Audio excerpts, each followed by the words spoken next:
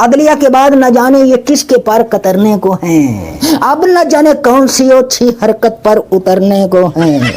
हुक्मरान जब जब इसका बुरा चाहते हैं तब तब इसका भला होता है। मौलाना एक कदम इनकलाबी मैदान में जमाने लग रहे हैं तो दूसरा हुकूमती दस्तरखान पर टिकाने लग रहे हैं, यानी मौलाना अपनी मुनाफिकत को नेक्स्ट लेवल तक पहुंचाने लग रहे हैं। लोगों सजनों बेलियों भाइयों बहनों, सलीम अख्तर हाज़िर खिदमत और आपकी खिदमत में सलाम बजा लाता है। एक तरफ तरमीम करके जो गड़ा खान के लिए खोदा गया था, वारदातियों का पूरा लश्कर उसी गड़े में खुद गड़ने लग रहा है। दूसरी तरफ आलमी प्रेशर पड़ने लग रहा है, लंदन प्लेन वापस लंदन बढ़ने लग रहा है। चोरों डाकुओं इश्तारियों फरारियों मफरूरों भगौड़ों को इकट्ठा करके जो बसाया गया था वो कूचे हराम खोरा उजड़ने लग रहा है। ऐसा लग रहा है, इसलिए इस वक्त हर तरफ हलचल मची है। एक तरफ बरतानिया और अमेरिकी अरकान कांग्रेस के खान के हक में लिखे गए खत खुले तो दूसरे तरफ गटर सहाफत के ढक्कन खुले, जिसके अंदर से सहाफत के दो सीनियर कन खजूरे छलांग लगाकर बाहर निकल आए और निकलकर आखिरी सांसें लेती सहाफत को डसने लगे। बस फिर सहाफत को डसने के बाद इन कन खजूरों का रंग रूप बदलने लगा और ये देखते ही देखते सहाफती तवाइफों के रूप में आ गए और आकर सहाफत की छाती पर चढ़ गए और अपने आकाओं का जी बहलाने के लिए नाचते हुए गाने लगे, कौम को बताने लगे, उल्लू बनाने लगे कि खान के हक में खत लिखने वाले कितने यहूदी हैं, कितने इंडियन सपोर्टर्स हैं और कितने हम जिन्स परस्त हैं। हम जिन्स परस्तों के बारे में जितने यकीन से इस शख्स ने बताया है, मुझे इस शख्स पर शक होने लगा।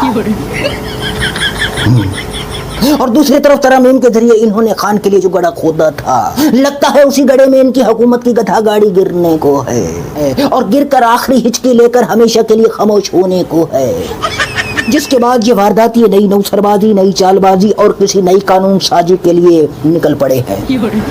क्योंकि अवाम के बजाय निज़ाम के लाए हुए इन हुक्मरानों के मसाइल निज़ाम के मसाइल हैं, अवाम के मसाइल इनके मसाइल नहीं हैं, अवाम के मसाइल अवाम के मसाइल हैं। जेल में बैठा कैदी नंबर 804 इनके हवास पर सवार है, बड़ी काबिल रहम इनकी हालत जार है।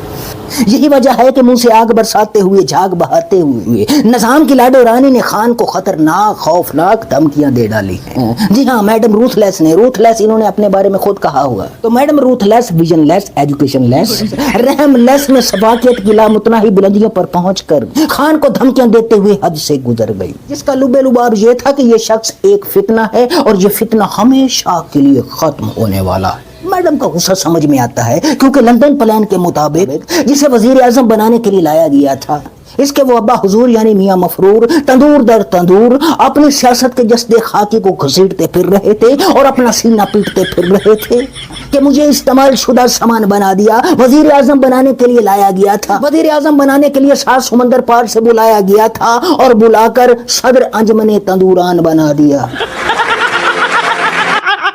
और आज वो इनके अब्बा हुजूर मियां मफरूर पटवारी भाइयों के शेर एक बारी फिर लंदन में बैठकर अपने जख्म चाट रहे हैं और उसका पूरा खानदान यहाँ पाकिस्तान में। आप खुद समझदार हैं, लिहाजा बौखलाहट में, सटपटाहट में, तिलमिलाहट में इस खातून का खान को धमकियां देना बनता है। और मौलाना साहब ने जिन वारदातियों के साथ मिलकर अदलिया के दांत निकाले, उन्हीं वारदातियों को धमकाने लग रहे हैं। मौलाना एक कदम इनकलाबी मैदान में जमाने लग रहे हैं तो दूसरा हुकूमती दस्तरखान पर टिकाने लग रहे हैं, यानी मौलाना अपनी मुनाफिकत को नेक्स्ट लेवल तक पहुंचाने लग रहे हैं। और आखिर में ये कि एक शख्स जो जेल के अंदर है मुकद्दर का सिकंदर है। हुक्मरान जब जब इसका बुरा चाहते हैं तब तब इसका भला होता है। वारदातियों ने जिन जजेस से जान छुड़ाने के लिए पूरा 1 महीना तरमीम का जो तमाशा रचाया था, अराकीन की खरीद फरोख्त के लिए आवाम के टैक्सों का पैसा पानी की तरह बहाया था, उन्हीं 2 जजेस को नए चीफ जस्टिस ने सुप्रीम कोर्ट की पहली सफ में ला खड़ा किया है। बस फिर उसके बाद वारदातियों की एक बार फिर नींदें हराम हैं, न नींद नैना है न अंग चैना है। इन जमहूरियत के दावेदारों पर खुदा की मार ऐसी पड़ी है कि इनकी हुकूमत की इमारत चालबाजी पर, नौसरबाजी पर, घपला साजी पर और नई नई कानून साजी पर खड़ी है। عدلیہ کے بعد نہ جانے یہ کس کے پر کترنے کو ہیں، اب نہ جانے کون سی اچھی حرکت پر اترنے کو ہیں۔